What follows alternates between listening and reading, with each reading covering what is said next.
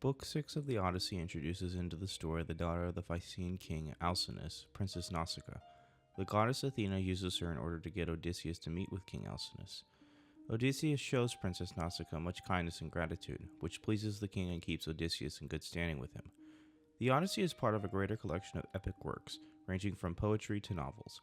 Among these great poets and authors are Homer, who wrote the Odyssey and its predecessor, the Iliad, Ovid and his Metamorphoses, Virgil's Aeneid, Beowulf, Dante's Divine Comedy, and Milton's Paradise Lost.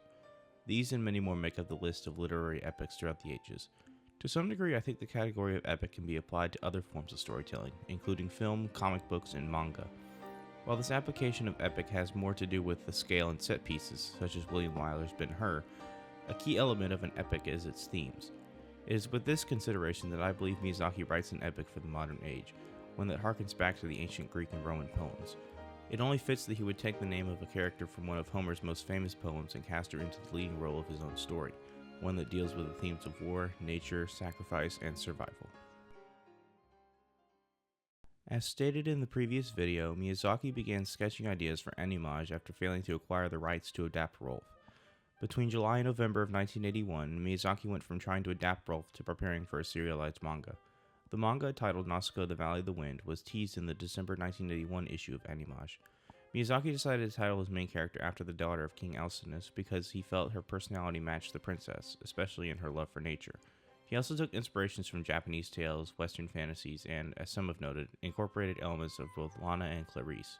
The series began serializing in February 1982, continuing to run until November of that year. After a brief time traveling in Europe, Miyazaki returned to work on the series from December 1982 to June 1983, when he began working on a film adaptation of the manga. Something to keep note of is that while working on the film, Miyazaki was not simultaneously working on the manga, meaning that the film adaptation did not adapt the entire story. The film took up most of Miyazaki's time in 1983, releasing in March 1984. He returned to the manga in August of that year, but continued to take long hiatuses from it due to the founding of Studio Ghibli and directing 4 of its first 6 works. 10 years after the release of the film, Miyazaki had its final chapter released in March 1994. Although some of Miyazaki's later works were adapted from books and other materials, Nausicaa, the manga, and the film were both projects that he worked on simultaneously. The manga continued to be published during and after the release of the film adaptation, meaning that the film is, in a sense, incomplete. Because of this, I will be mainly focusing on the story of the manga since it is the complete form of the story.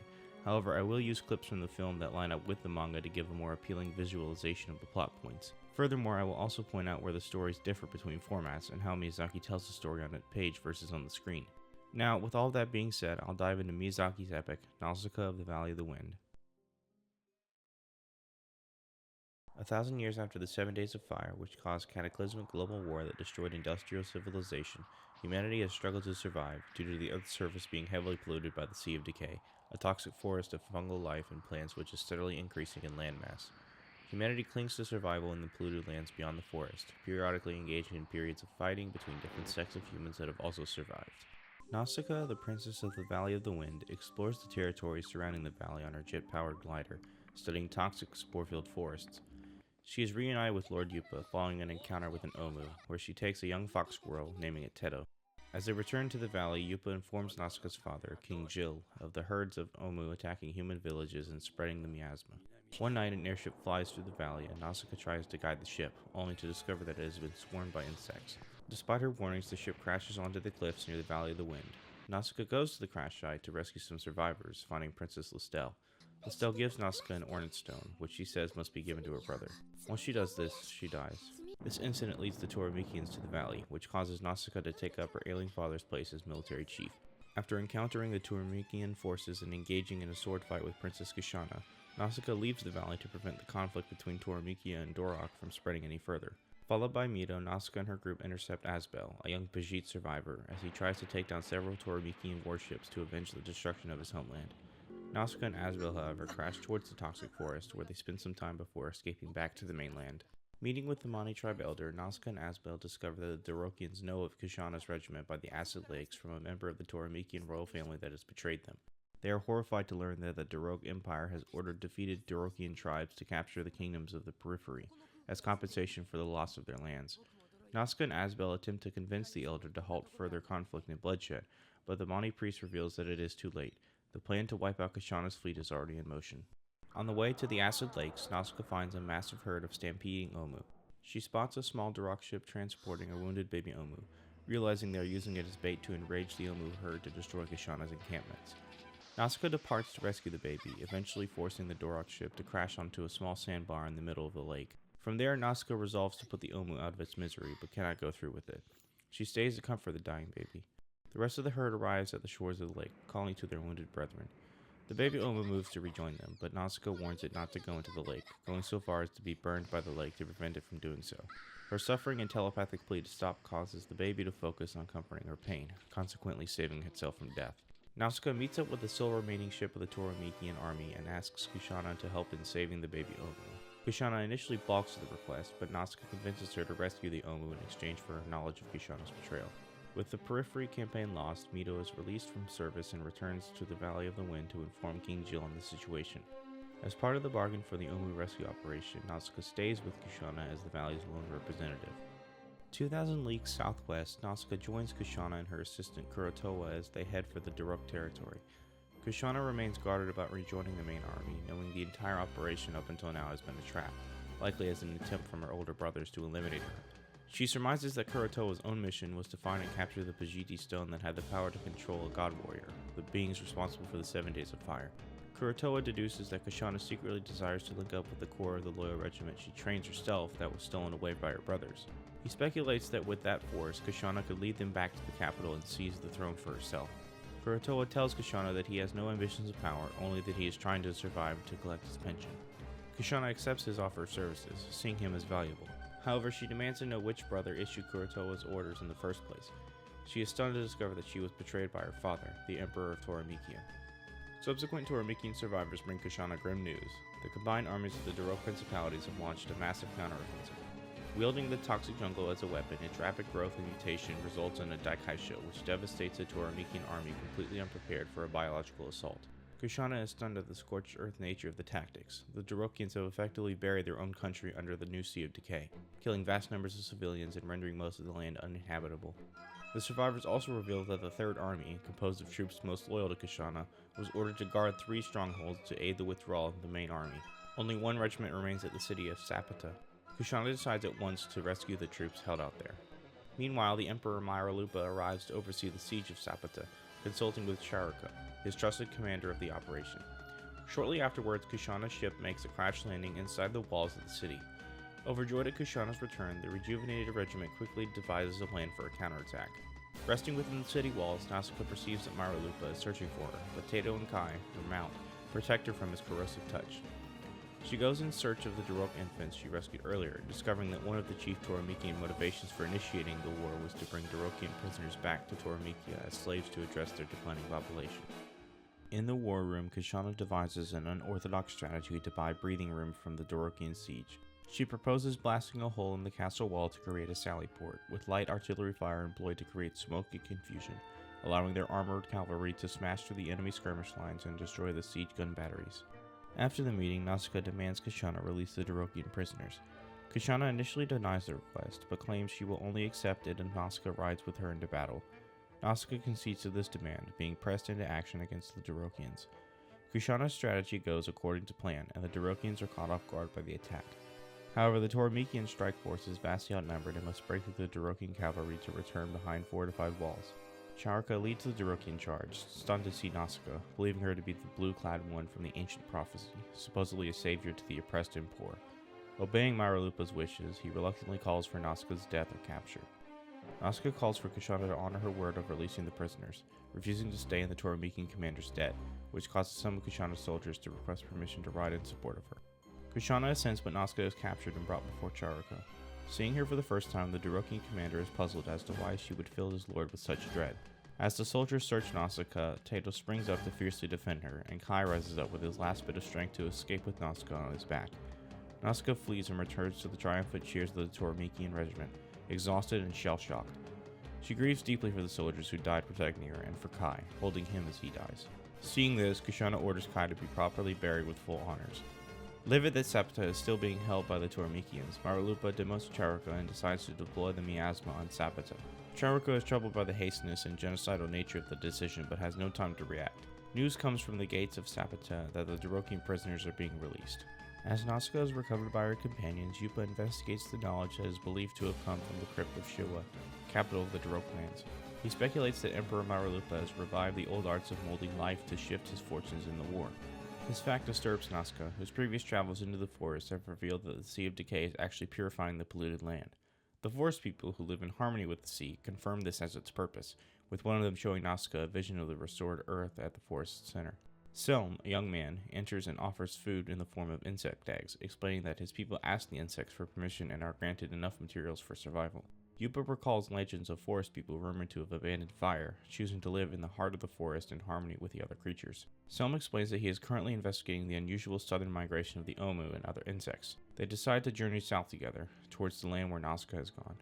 Elsewhere, Kushana and her remaining forces embark on a mission to commandeer ships from the main Toramikian army to break the Sapata siege.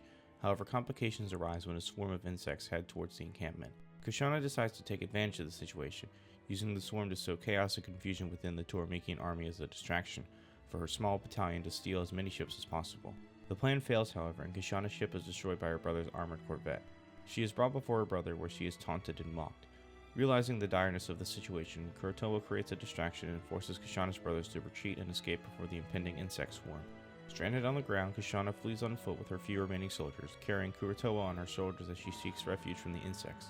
As she and her soldiers depart, a massive swarm descends upon her brother's ship, destroying it instantly. Huddled in a trench as insects decimate the remaining Toramikian army, Kushana recalls back to her last day in Tolas, the Toramikian capital, before departing for the Periphery campaign and a final visit to her mother. She reveals that her mother was driven mad by a poison that was intended for her, and ever since that time, Kushana has waited for her chance to exchange revenge on the members of the royal family responsible. Just then, Kushana, Kurotawa, and a few survivors spot the Valley gunship overhead and signal for help. Realizing who she is, Asbel rushes straight for Kushana and attempts to kill her for the genocide at Pachidi. Yupa holds him in check, showing him that more bloodshed will not solve anything. Kushana provides news of Nausicaa and the Dorokian weaponization of the miasma, stunning Yupa at the folly of the Council of Priests. Kushana admits that in the past she would have done the same if the situation were reversed, but Nausicaa has changed her. Soon after, they are rescued and brought on board Namilith's ship, one of the principal leaders of what remains of the Dorokian Empire. Nausicaa travels deeper into the Dorok territory, where her coming has long been prophesied, to seek those responsible for manipulating the mold. She comes across a small forested shrine in an oasis, discovering it is still being worshipped. A telepathic child named Chikuku appears and leads her to a hidden cave full of blind old monks. They explain that the sanctuary was constructed long ago to preserve the ancient teachings deemed heretical by the current Dorokian emperor, including the ancient prophecy of the blue-clad one. The monks warn Nausicaa that the Daikaisho, a great boiling over of the toxic jungle, will happen soon to purify the land. They accept this inevitability, believing that the resulting suffering and death is a part of the world. Troubled by this confirmation, Nausicaa finds herself at odds with their philosophy. She refuses to do nothing about an impending apocalypse that will bring annihilation to so many. Recognizing the potential scale of destruction, Chiruka finally resolves to work with Nausicaa to save his people from an impending catastrophe. Nausicaa begins to sleep and dreams of the god worshipped by the blind monks. He proclaims that all is proceeding as planned, and the age of purification is upon them. Nausicaa rejects this vision of the future, but this time, the god accuses her of being a hypocrite, merely a member of a cursed race that is better off purged. The surviving people of Dorok, seeing Nausicaa leaving on her glider, cry out to her, believing her to be the great white bird of salvation. Chiruka discovers that the villagers all heard a voice that warned them of the impending miasma and told them to seek safety on the highest hills. This causes the people to begin chanting old pagan scriptures that have been banned by Maralupa. With Nausicaa gone, Chiruka confronts Chikuku, who admits that he helped deliver warnings with his telepathic powers. In line with his own teachings, Chikuku believes that Nausicaa is truly the white-winged apostle that will bring salvation. Meanwhile, Yupa confronts the Dorokian leader Namilith, who reveals that he intends to make Kushana his bride. Kushana, in a fit of rage, kills the crew and sets fire to the ship's quarters before heading up to the bridge. Bemused, Namilith calmly offers her a place alongside him to build a Twilight Kingdom together. With the Dorok principalities destroyed by the mold, Namilith plans to invade Toramikia, but he will need Kushana's loyal regiment to do it. Aided by some of the forest people, Nausicaa has several visions of the now purified land, including helping exorcise the former Emperor Maralupa. With the Daikaisho over and his people heading back to the forest, Selm asks if she would like to live her life with him. He knows that Nausicaa thinks and feels as he does about the world, that she would find happiness living in harmony with the Sea of Decay. Nausicaa is tempted, but ultimately refuses his offer. While Selm embraces the way of the forest, Nausicaa finds herself involved with all of life. She loves the people of the world too much, and knows that she will live in the twilight of her tainted world. Nausicaa thanks him for sharing the secret of the forest with her and vows not to lose hope again. Nausicaa soon encounters a dormant god warrior who, upon activation, assumes she is his mother and places his destructive powers at her disposal. Faced with this power and its single-minded and childlike visions of the world, Nausicaa engages the creature, names him Oma, and persuades him to travel with her to Shua, the holy city of the Dorokians. Along her travels, she confronts Namulith, who is unlike any being she has encountered. Nausicaa is shaken by Namulith's revelation that his brother Marulupa and his father were just like her, kind, intelligent, compassionate souls with a sincere desire to save the world. But as they grow old, they realize that they were unable to alter humanity's fate. Frustration and resentment eventually turned them into tyrants who resorted to rule through might and fear. Namulith sees Nausicaa as just another one like him, and he strikes down her hope of idealism. As Kushana makes her way to the crypt, a small group of Dorokian soldiers break free and charge at her, but Yupa steps in and sacrifices his life to save her, believing that the new world will need her strength and leadership. His sacrifice finally breaks the cycle of violence and hatred between the two groups. With his last remaining breath, he speaks to Kushana, telling her that blood has not sullied but cleansed her. Far away from the conflict, Nausicaa senses and grieves for Yupa, along with Tato, who dies from exposure to Oma's light. She and Oma land and lay Tato underneath an ancient tree, which happens to be part of a land built on illusion, run by artificial Hydra. At first, Nausicaa is lulled into this purgatory, but with the help of Selm, she soon sees through its deception and escapes. Before she leaves, she is told that 2 centuries ago, a boy visited here. He spent time learning from the Master before leaving one day with 4 Hydra with the intention of saving humanity. He was Marulupa and Namulith's father, the first Dorokian emperor. The Master notes that humans tread the same paths over and over, each believing that they alone are different. Yet he seems that none of them can escape from this cycle of sorrow and pain. As Nausicaa enters the crypt, a giant monolithic construct from before the 7 Days of Fire becomes known to her. She learns that the last scientists of the industrial era had foreseen the end of their civilization, so they created the Sea of Decay to clean the land of pollution. They altered human genes to cope with the changed ecology, stored their own personalities inside the crypt, and waited for the day when they could re-emerge, leaving the world at the mercy of their artificially created caretaker. However, the continual manipulation of the population and the world's environment is at odds with Nausicaa's belief in the natural order. She argues that mankind's behavior has not been improved significantly by the activities of those inside the crypt. She orders the God Warrior to destroy its progenitors, forcing humanity to live or die without further influence from the old society's technology. The destruction caused by the God Warrior causes him to die, which causes Nausicaa to mourn for him. She returns to Kushana and the others, and Chiruka notices that Nausicaa's clothing is very reminiscent of the description from the ancient prophecy of the Blue-Clad One. Kushana's father dies, passing the throne of Tormikia onto her, but she refuses to take it, claiming another throne and king waits for her. From here, the story ends, with Nausicaa exhorting the people to live and survive. Now, by the time that Nausicaa was adapted into a film, Miyazaki had already written roughly 15 to 20 chapters of the story, meaning that the whole plot of the first main arc had not been completed yet. However, Miyazaki made some concessions and condensed information and events to fit into a 2-hour time slot. The first 30 minutes of the film are roughly the same, but the major point of divergence is the crashing of Princess Listelle's aircraft. Rather than present Nausicaa with the stone, Listelle tells Nausicaa to burn the cargo aboard the ship. The cargo in question is a god warrior, which Tormikia, or Tilmikia in the film, stole from Bajit.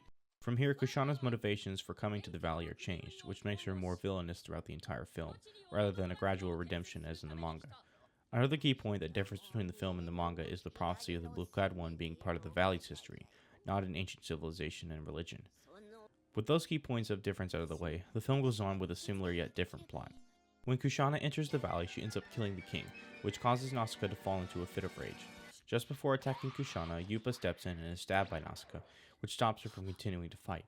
Kushana explains that the God Warrior will be used to burn the Sea of Decay, although Obaba, an old and blind sage of the valley, warns that attempting so will only enrage the Omu and lead to more deaths, which is what occurred 1,000 years ago, when humans tried to fight against them.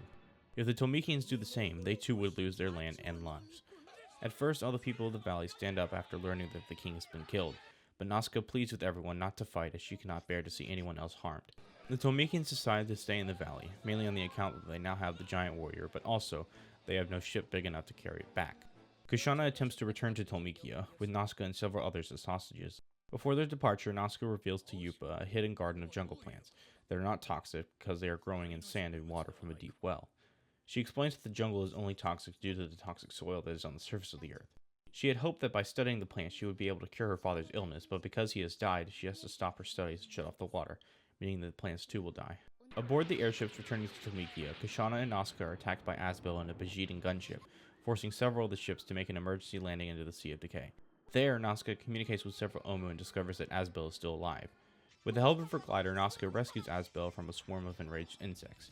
However, they crash and end up in a strange, non-toxic world that is below the Sea of Decay.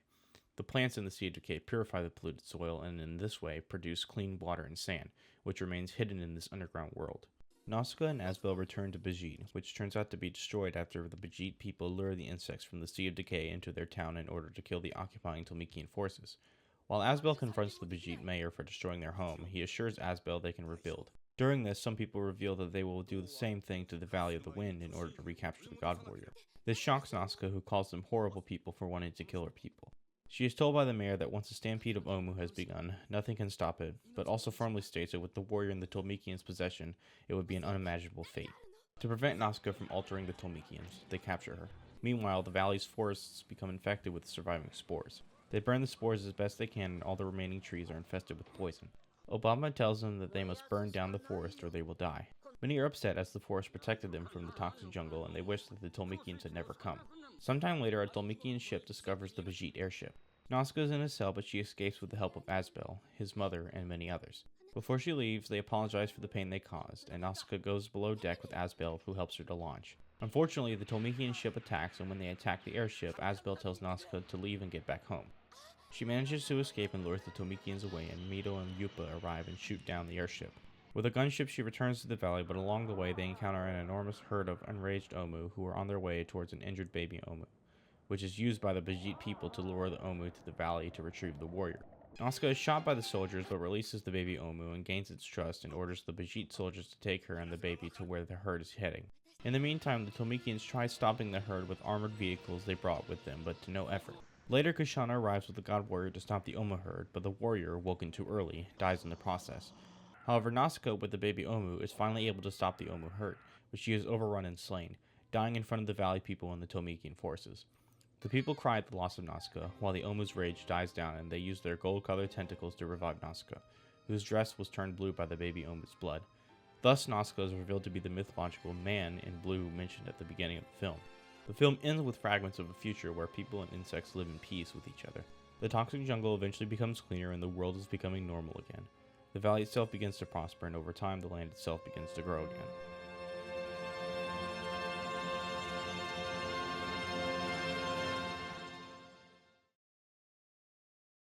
Miyazaki claimed that he wrote the Nausicaa manga to, in his words, offer a sense of liberation to present-day young people who, in this suffocating, overprotective, and managed society, find their path to self-reliant independence blocked and have become neurotic. Indeed, this sentiment arises from Miyazaki's observation of rampant consumerism and the emerging Western lifestyle in Japan. Having grown up in post-war Japan, which saw massive GDP growth and a booming population, Miyazaki saw many flaws and, in a sense, a degradation and destruction of Japan's unique culture. He then takes these sentiments to a logical possibility, one where the whole Earth itself was radically changed, forced to rebuild itself from the ashes. At its core, Nausicaa is a tale of survival, both on the individual and global scales. The uncertainty of life in this world is what helps to elevate the story from being mere science fiction and into a commentary and analysis of human nature and will. As stated earlier, Miyazaki derived the name of Nausicaa from the character recorded in the Odyssey, but he primarily got his details of that Nausicaa from Bernard Evsland's encyclopedia on figures in Greek mythology. He went as far to say that Nausicaa wasn't as appealing as she is in Evsland's book. So for me, Nausicaa will always be the girl Evsland depicted in 3.5 pages. Those few pages that describe Nausicaa reminded Miyazaki of another figure from a collection of old Japanese tales, specifically one heroine who had a love for insects. Combining these two into one character, Miyazaki forms his own Nausicaa. In addition to Evsland's encyclopedia, Nausicaa took heavy inspiration from Frank Herbert's Dune. With the recent release of Dune Part 2 earlier this year, the similarities stuck out to me more than they had before. Though both stories center around a character that leads a group of people against more powerful forces, the motivations are different. Paul Atreides starts off as initially hostile to being called a messiah, but eventually embraces the title for greater political peace and security. Nausicaa, on the other hand, is concerned with the protection of both nature and her people in the valley. The Nausicaa of Miyazaki's creation is, at times, a contradiction. She appears to be a non-combatant, but when faced with troubling and difficult choices, she usually engages in combat. Furthermore, towards the beginning, she has moments of rage that show an intense immaturity. This is displayed in the manga and the film in her first confrontation with Kushana. It is only her injuring of Lord Yupa that breaks her.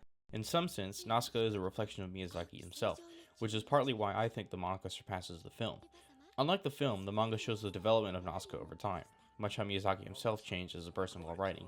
Having wrapped up the manga in 1994, Miyazaki had been working as a director for at least 10 years, and given the films he made in that time, his storytelling became more relaxed and joyful. Though there are definitely moments of joy throughout Nausicaa, the prevailing tone is a dark one.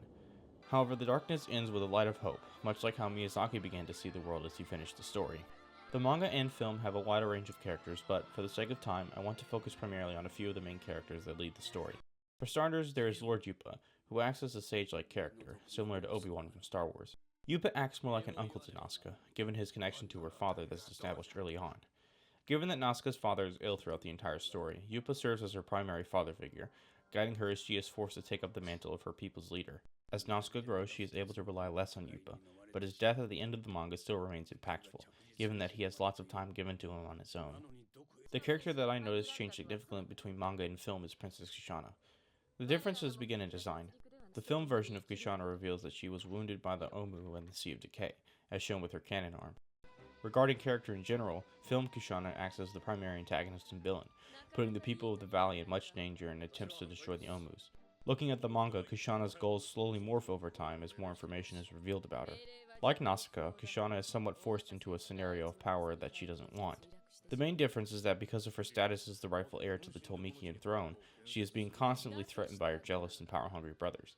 With this information, Kushana becomes a more sympathetic character. As the plot progresses, Kushana and Nausicaa begin to share a bond of mutual respect, despite their disagreements in the execution of their plans. The last major character, in my opinion, is Asbel. Asbel is roughly the same in both versions of the story, but the film tends to favor him more and gives him more screen time. Because of this, I'm going to focus on the film version since there is more of a growth in his character, but again, there is still development in the manga. Asbel's initial motivations are made clear, given the death of his sister, but over time he is able to let his aggression simmer as he and Nausicaa are stuck in the lower depths of the Sea of Decay. It seems that at times the film tries to make Asbel a love interest of sorts for Nausicaa, but it is a very broad interpretation, especially given his smaller role in the manga. Film Asbel acts as Nausicaa's other primary support, guiding her throughout her journey back to the valley in order to save it. Over the course of the film, the viewer begins to slowly accept Asbel, understanding his motivations and eventual siding against his own people for the greater good of humanity. War plays a pivotal role throughout the story. Like in Conan, the world of Nausicaa is devastated by war in the past, and throughout the story, war is caused by the fears of each people group, in an effort to survive against the harsh conditions of the Sea of Decay. This puts Nausicaa herself in an interesting position. Being opposed to war and conflict, she is usually forced to act in ways contrary to her convictions, specifically in assisting Kushana in the battle against the Dorokians in the manga. Nature was also an important factor in the Conan television series, but in the Nausicaa story, it becomes a central part of the plot. Miyazaki said as much when, in a pre-release proposal, he asserted that a major theme of this work is the manner in which people engage with the nature surrounding them and upon which they are dependent. Throughout the plot, the Sea of Decay almost always poses a threat to humanity, despite its purpose being to purify the earth. This is truly the first story from Miyazaki that deals with the themes of nature and humanity's connection to it. Also prevalent throughout the film is the use of technology. It has always been interesting to me that Miyazaki shares a love for both nature and technology, which seem to be combative forces. Nausicaa shows how humanity can complement the things of nature and technological progress, but he also shows where both could be a detriment to each other and to humanity. Personally, I see Nausicaa as the true start of Miyazaki. That's not to say that Conan and Lupin don't contain elements or the spark of Miyazaki, but Nausicaa is the first work of his that fully embraces the kinds of themes and narratives that interest him as a storyteller. To me, Nausicaa stands as a kind of new epic, one in line with that of Homer and many other writers of epic poetry. Though not written in that style, it deals with many of the same themes in a unique form that speaks to the universality of war and survival specifically. If I'm being honest, I would argue that the manga is the superior form of the story, given the amount of time that Miyazaki spent on it and the change that occurred in him and the story as he wrote it. However, the film is still an excellent experience, but one should go into it expecting something different from the manga. 40 years later, the film is still held up very well, primarily in the visual and music categories. This is the first of Joe Hisaishi's scores for a Miyazaki film, and while I don't think it's his best, it's still certainly well done. Both the manga and the film adaptation were considered to be critical successes, with the film in particular earning $14 million on a budget of just over $750,000. Surprisingly, this was the first Miyazaki film that received an international release following its initial release in Japan. Retitled Warriors of the Wind, the international cut has been claimed by many to be an inferior version of the film, including Miyazaki himself. The success of Nausicaa, The Valley of the Wind helped Miyazaki, along with Isao Takahata and Toshio Suzuki, to form a new animation company, Studio Ghibli, in 1985. Now with near complete control over his work, Miyazaki began working on a new project, exclusive for the cinema.